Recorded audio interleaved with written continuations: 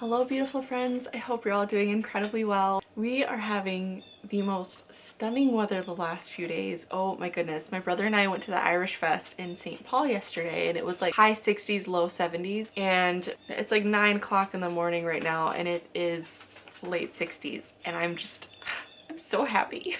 I've got my beautiful FABLEWOOD Goods mug.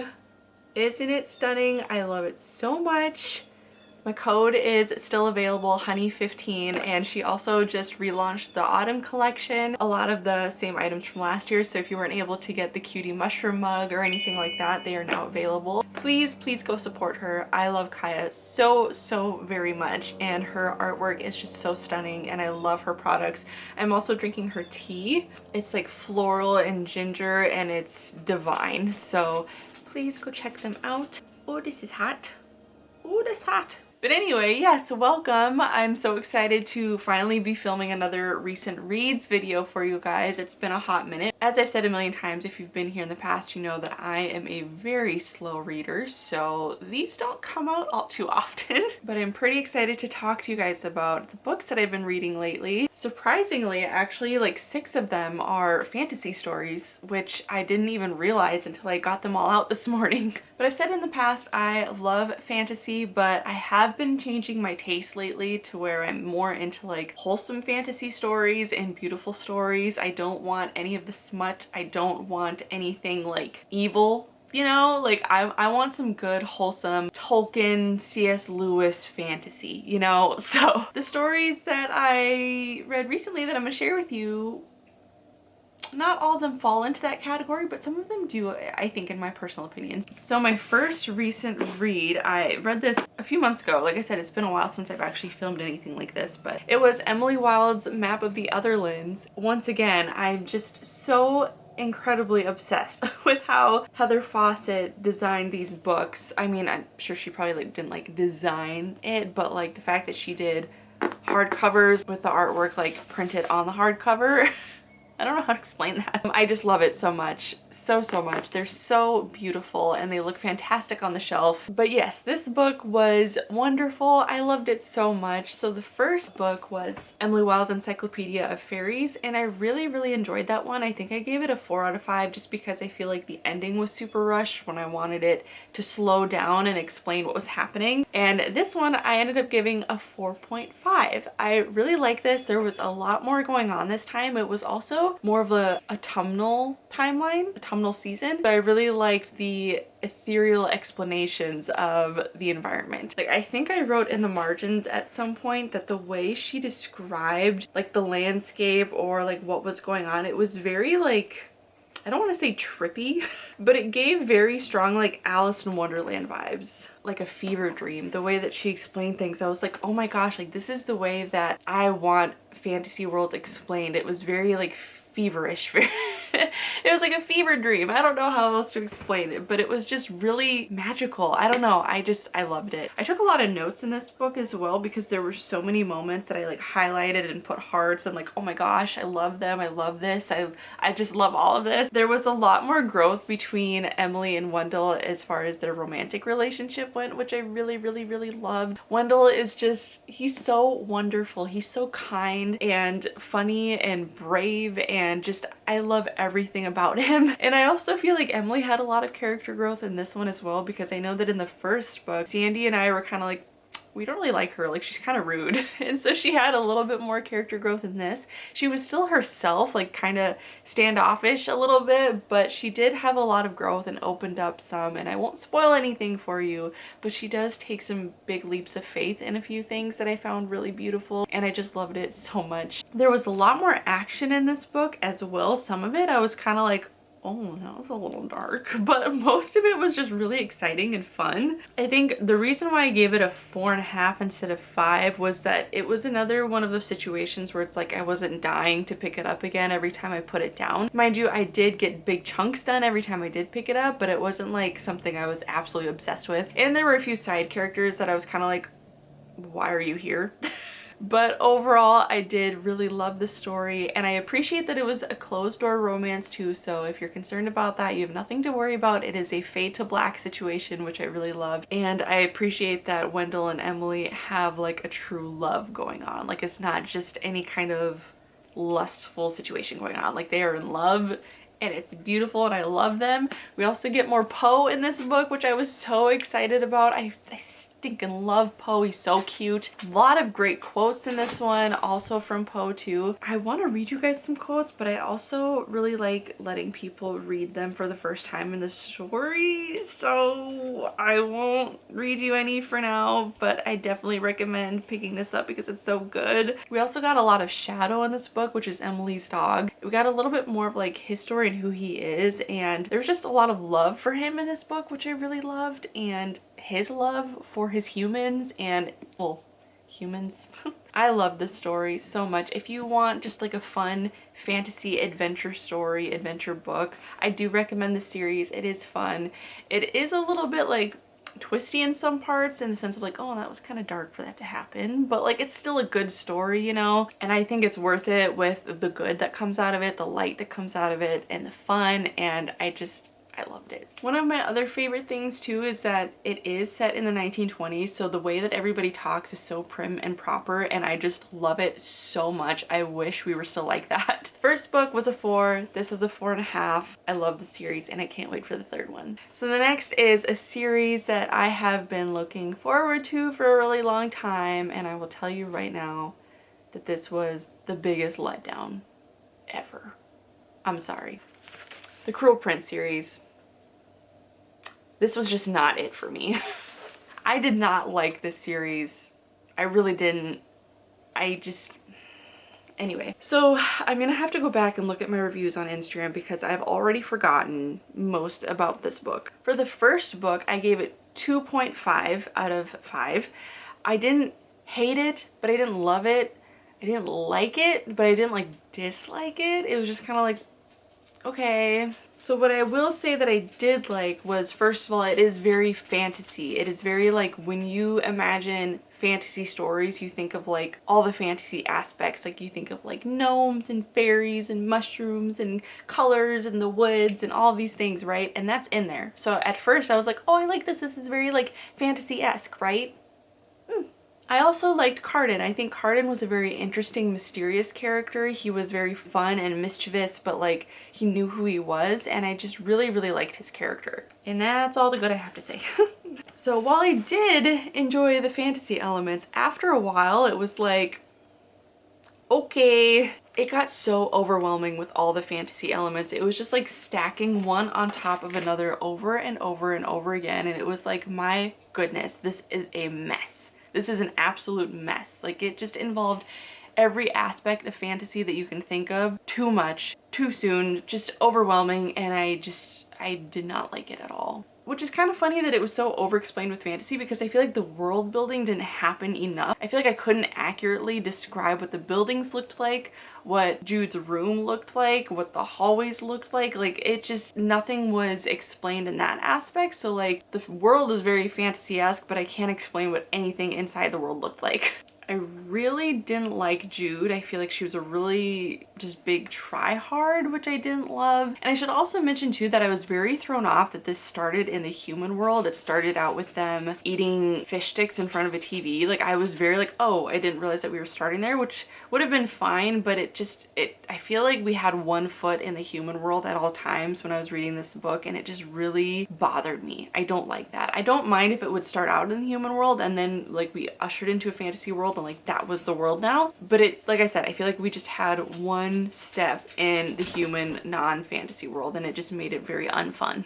I feel like that explains Jude's character, why she was such a try-hard, because she wanted to like prove that she belonged there. So like, I kind of get why she was like that, but it still annoyed me. And I mentioned this in one of my videos because I did talk about this first book in a previous video, where I find it very obnoxious and incredible that this is a fantasy book and you manage managed to take a stab at conservatives. Like, I feel like if you're gonna write a fantasy book, that's just not necessary to do. Like, why do we have to bring in the real world? I know a lot of people like that they can read fantasy or fiction books and have real world issues brought up or things talked about. I get that. If that's your taste, good for you. For me, don't do it. I read fiction books to escape from reality. I don't want to be yanked back into reality because my fiction book is bringing up real world stuff. I don't want that. And I think that stabbing at anybody politically in a story is just such a huge turnoff for me, regardless of whatever side it happens on. So that was just a huge no for me. I found Vivi's character to be unnecessary. I hated her. All 3 books, I couldn't stand her.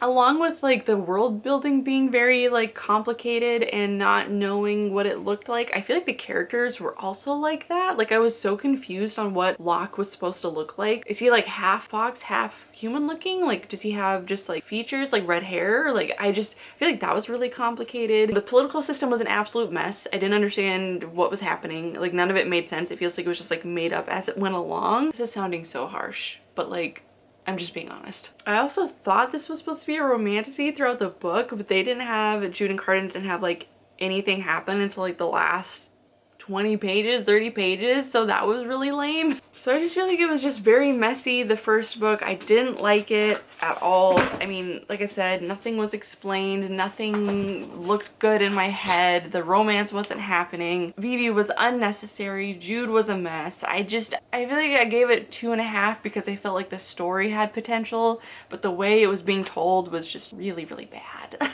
Now the second one, The Wicked King, was a bit better. Still an absolute mess, but better. I enjoyed the twists as well as some of the romantic aspects, but I cannot stand the writing. I can't. I feel like the author uses a lot of words that sound like they shouldn't be words. And then there were a lot of lines that she wrote that, this is gonna sound so mean, I'm sorry, but it's like, I feel like she would write a line and she'd be like, that was a good one. And I'm just like, that is so cringy. Like, there were so many cringy one-liner lines that I feel like were meant to be like a mic drop, but I was just like, ugh. It was just cheesy and obnoxious and I didn't like it at all. I despised Taryn and Bibi this entire book. It's so toxic, both of them. So incredibly toxic, especially Taryn, my goodness. And really the only thing that kept me going was the romance plot between Jude and Carden. And there wasn't even a whole lot there, but what was there was enough to keep me going for a little bit.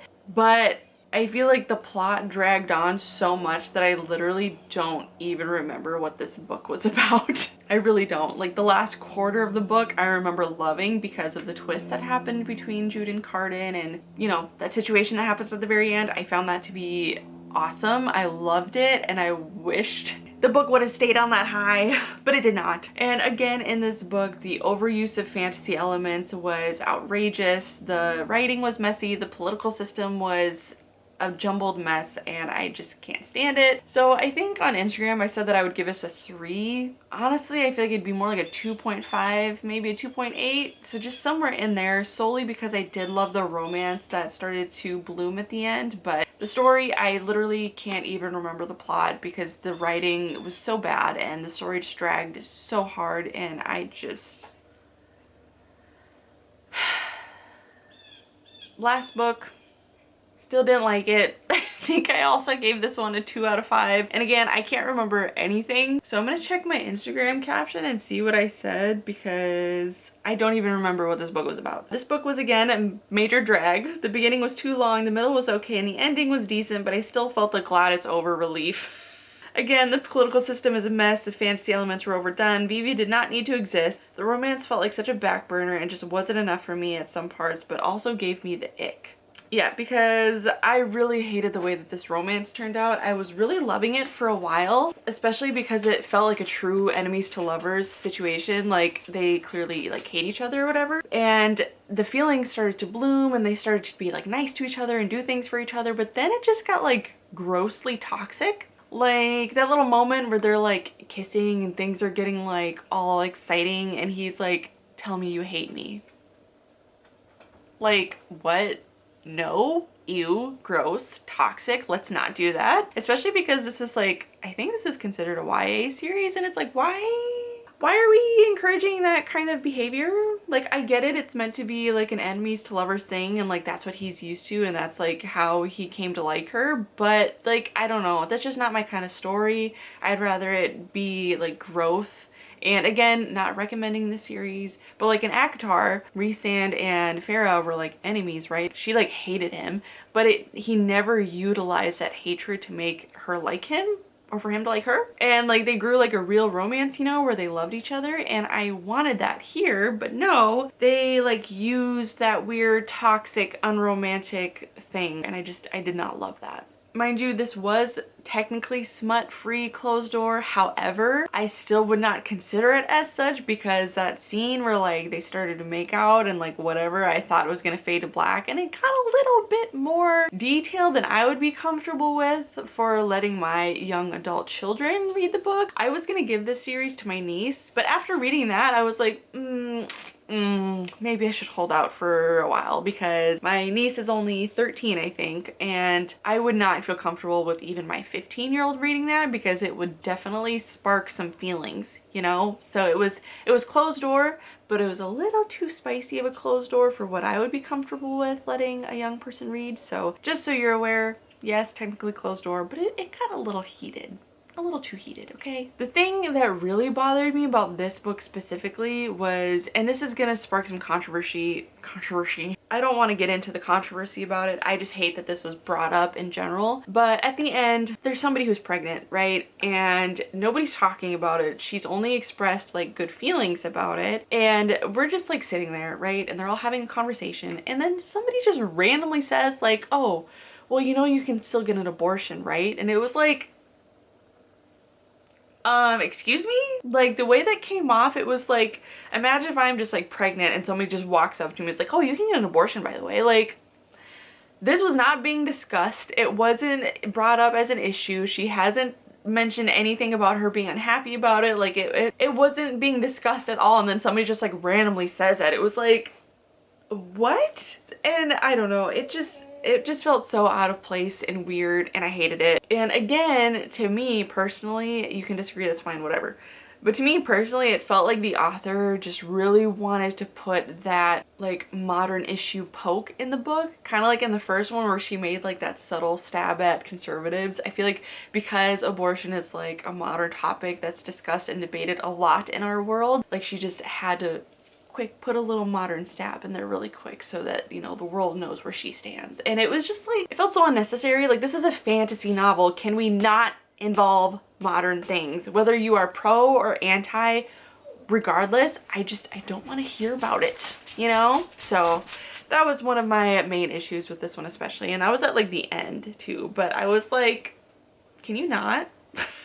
Yeah, overall, this series was just not it for me. I did not like it. Overall, I would give it like a 2, maybe a 2.5, solely because the second book was fun and interesting, and I really loved the twist at the end and the romance growing. And then the third one was just like, well, this was stupid. And I'm sorry, because I did read this with my book club, and they both like really loved this series, so I felt kind of bad. Again, as I've mentioned in the past, we all have such different brains, and our brains work in wildly different ways, and I was able to hear their perspective on why they did love it. Like, they love like the personal growth of Jude and the way that she, you know, changed her perspective on things and all that. And that's like my favorite quote-unquote trope, is like personal growth, but I just like didn't see that from her personally. So again, it's insane how differently our brains work, right? So for me, I just did not love the series at all. Didn't like it. I will eventually be removing it from my shelves, and I don't know if I want to read any more of Holly Black's books. I have 2 more, The Stolen Heir and Book of Night, and now I'm like, do I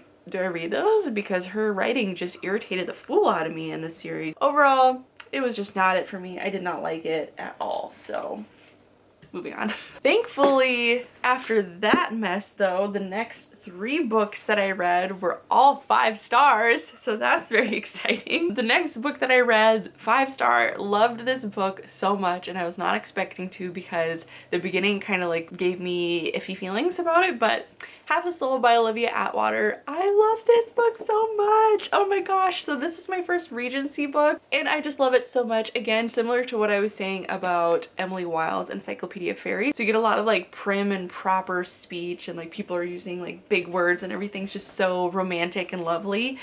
And that's why this was, and I loved it so much.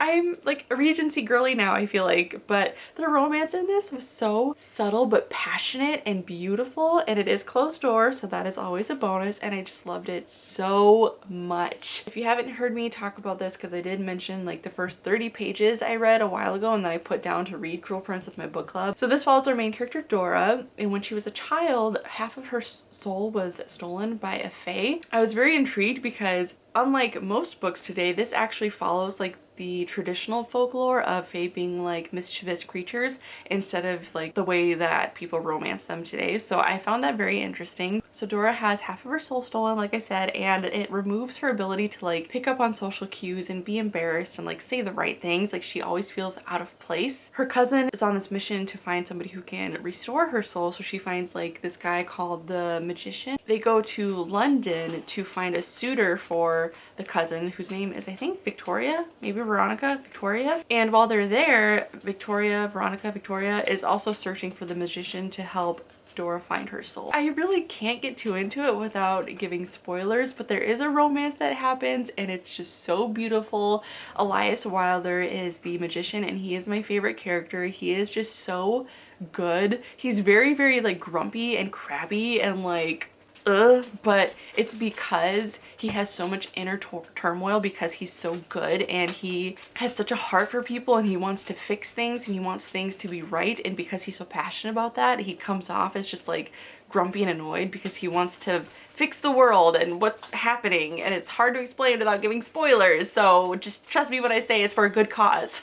But going back to my review on Instagram too, because I can't remember everything that I had said about it, so I don't want to miss anything. Dora and her cousin Vanessa, so I was way off, are taken to London in hopes of finding suitors, but Vanessa is also hoping that the Lord Sorcier, Elias, the Regent's magician, will be able to heal Dora as well. Elias is grumpy, aggressive, passionate, and so good, and Dora is one of the only people he's met who isn't scared away by who he is. And I also had mentioned in here, Dora not having half of her soul and like not picking up on social cues and being kind of like socially awkward and such, I found out towards the end of the book is meant to be like a metaphor for neurodivergence, so I thought that was really cool. And really I just went on to say about how much I love this book. The story, the characters, the writing, the twist, the atmosphere. As I've said before, this is my first Regency and I just adore the writing so much. Olivia Atwater is incredibly gifted with words and the way that she writes.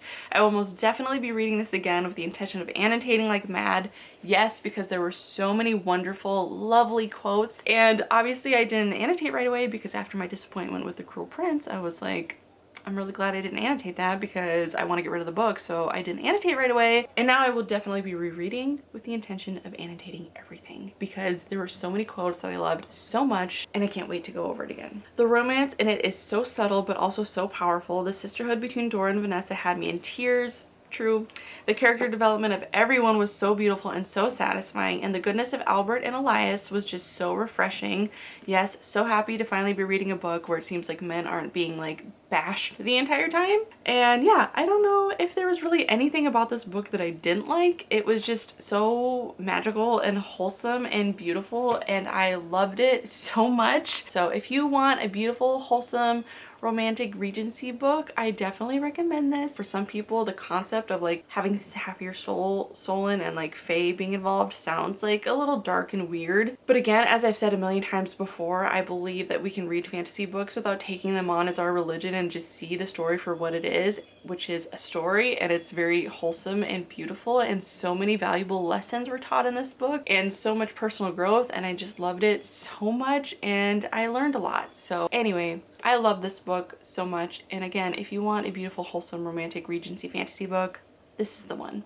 The next book that I read is actually a non-fiction book that I loved dearly with my whole heart, and it is Let Me Be a Woman by Elisabeth Elliot. This was my first book by Elisabeth Elliot, and I loved it so much, and I can't wait to get her other books. Again, like I said, 5 out of 5 stars for this one. It was so fantastic. Again, I learned so much. In Let Me Be a Woman, Elizabeth Elliot writes candidly about what it means to be a Christian woman, and she unabashedly tackles tough issues including subordination, the single life, self-discipline, masculinity versus femininity, the right kind of pride, and what makes a marriage work. So I personally really loved this book. Now mind you, if you are somebody who is a very strong progressive feminist, I don't think you're gonna like this book unless you're okay with having some of your beliefs challenged.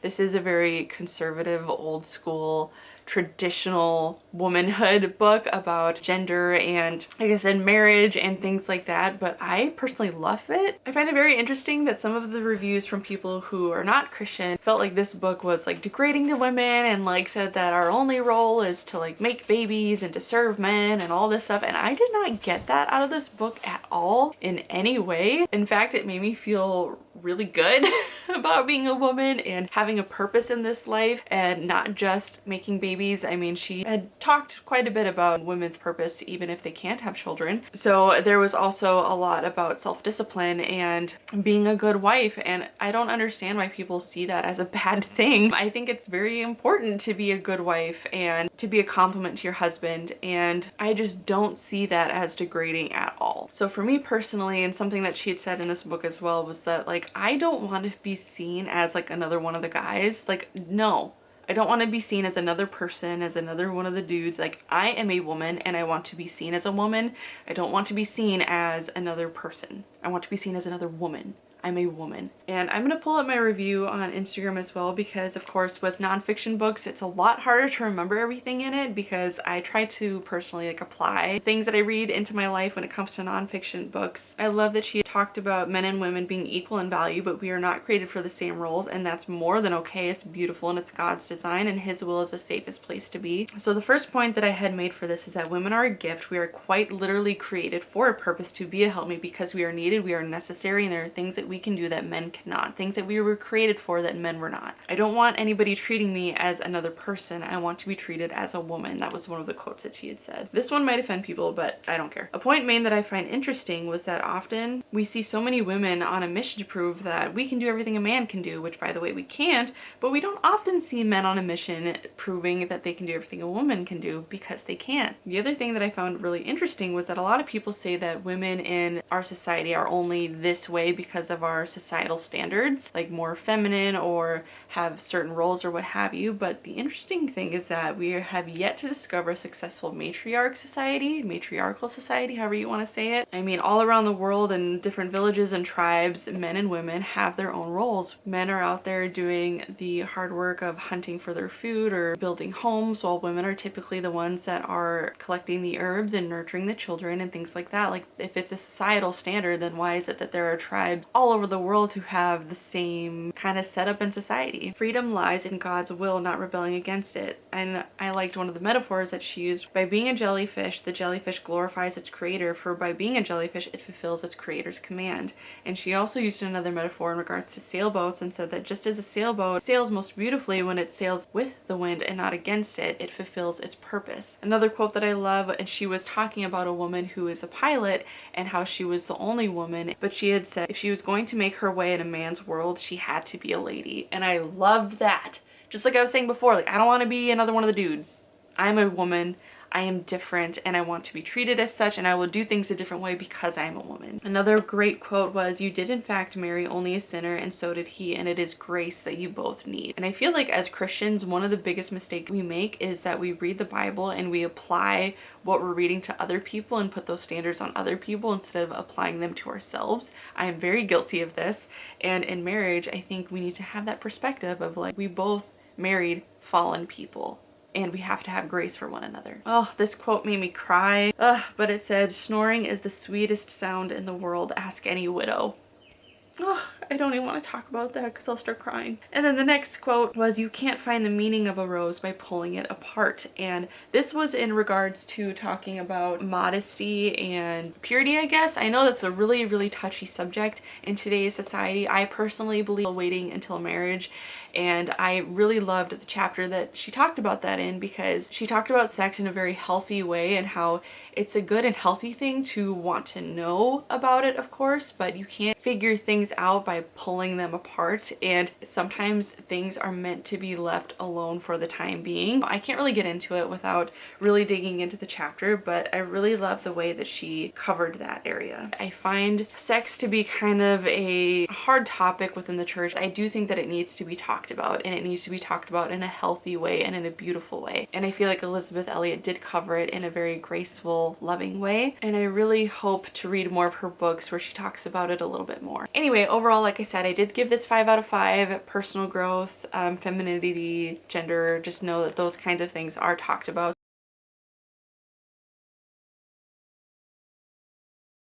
So unless you're open to having your ideas and beliefs challenged, it might not be the book for you. I don't know. Proceed with caution, I guess.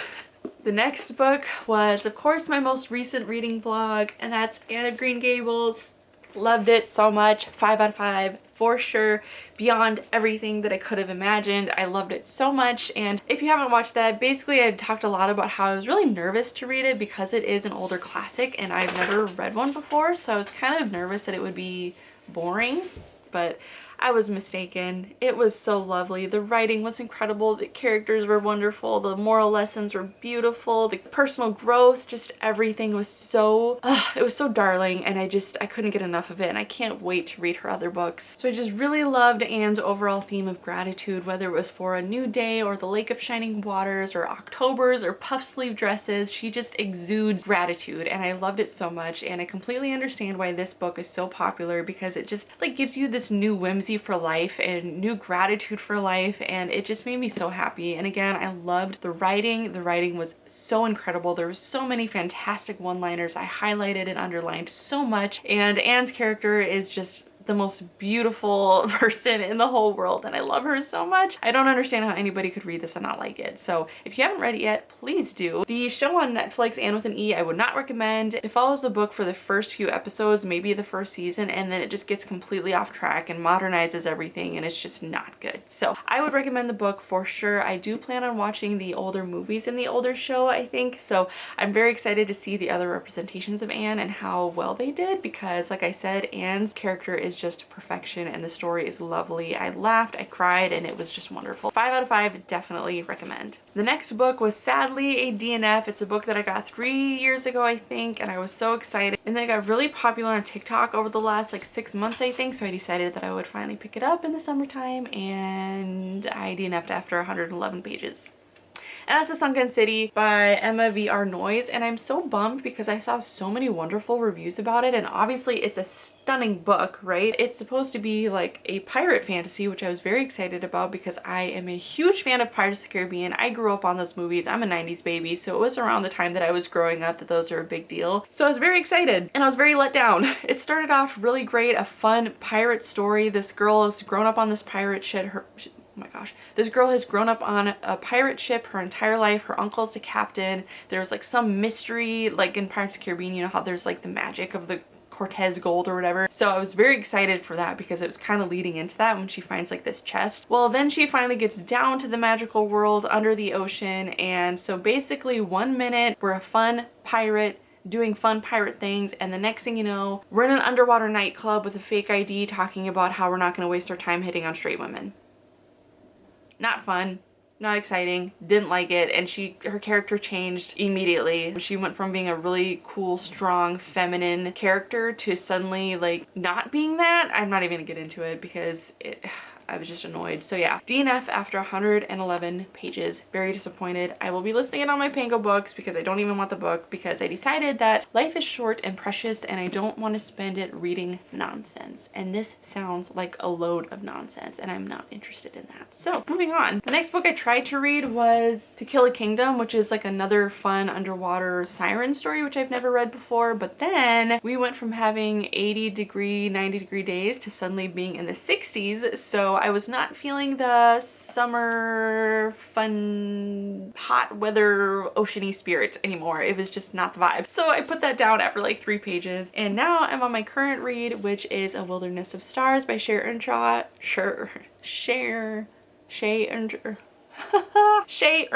and I'm really liking it so far. I'm only 40 pages in, but I am enjoying it because I love Shea Earnshaw's writing so much. She's very atmospheric and poetic and descriptive, I guess, and I feel like a lot of people maybe don't like that. I personally love it. I read her book, A History of Wild Places, I think like 2, maybe 3 years ago, and I absolutely loved it. I just think that her story writing is really incredible, and I love the descriptions that she uses for things. Like, she describes not only what she sees, but also what the character is feeling and smelling and predicting, and I just love it. I really don't know how to explain the synopsis of this book. I do know that it is an astronomy story, not astrology. There's a difference. So the main character is named Vega, and she is known as like the last astronomer, and she's been living in this valley her entire life, has never left, but now she has to leave because there are 2 stars that have appeared in the sky. So she's going to travel out to meet somebody called the architect, and I don't exactly know what's going to happen. I think that she's on this journey to uncover a cure for the people outside or inside the valley. I'm not really sure, but either way, I'm enjoying it so far, and I love Shea Earnshaw, so I'm very excited to see where the story goes. I know that I got a little bit controversial in this video, but